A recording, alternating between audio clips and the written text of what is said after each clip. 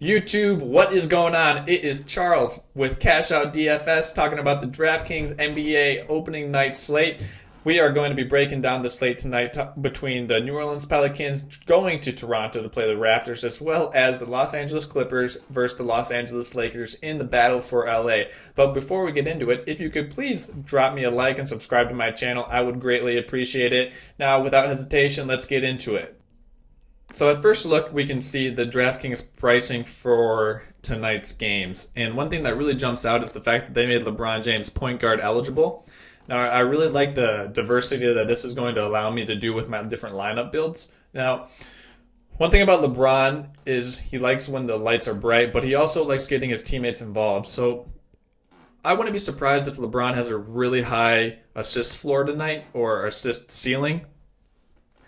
And one beneficiary of LeBron, I think, will be Anthony Davis. Now, Anthony Davis, in terms of what his price usually has been in previous years, his pricing is pretty soft right now. It's at 10.2K. I think this is a pretty good price to take advantage of in terms of what Anthony Davis can do, what we know that he's capable of, what he's done in the past. And if you look at it, his fantasy points per game of 55.5 off of his 10.2 salary, you're already getting 5.5x value on that price. So that's very appealing to me.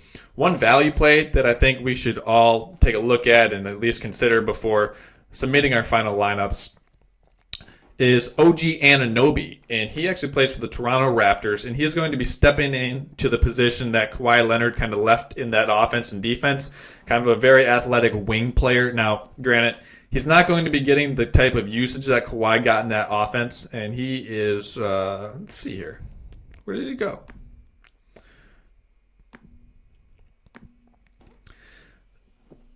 So OG Anunoby right here at 3.9K.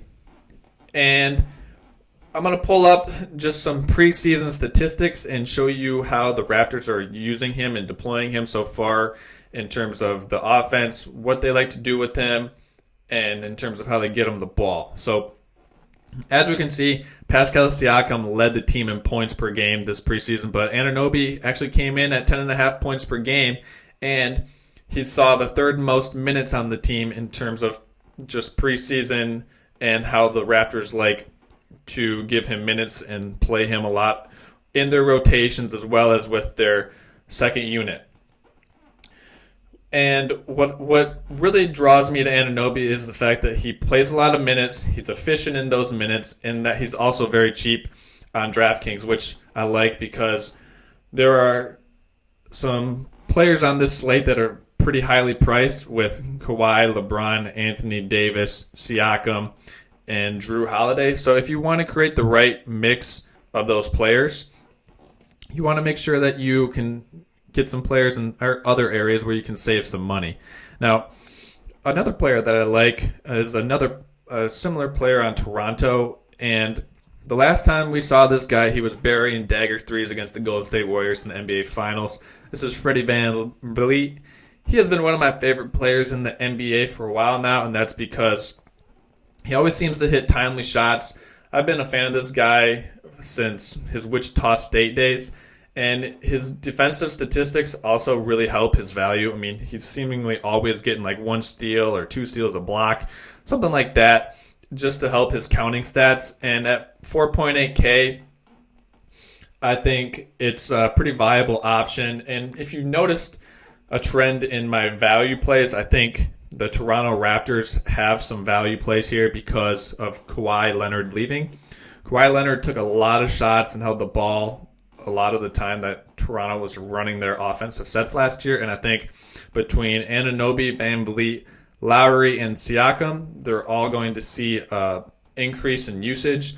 And for players with skill, an increase in usage can usually translate to an increase in efficiency. So with that being said, I like the Toronto side of the ball a lot for cash games as well as GPPs. Now we're going to go look at the Lakers versus the Clippers and just go over some plays that I think will be kind of under-owned.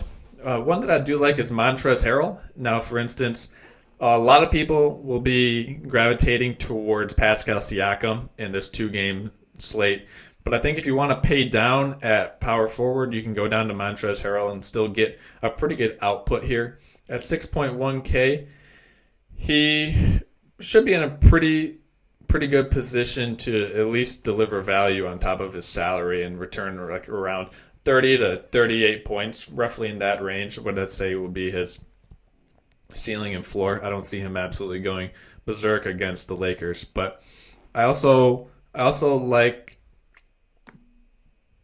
Lou Williams. Now, he is kind of pricey for Lou Williams, and it's a risk that I think I'm going to be willing to take in some lineups because of the fact that his volatility can absolutely change and leverage a slate for you.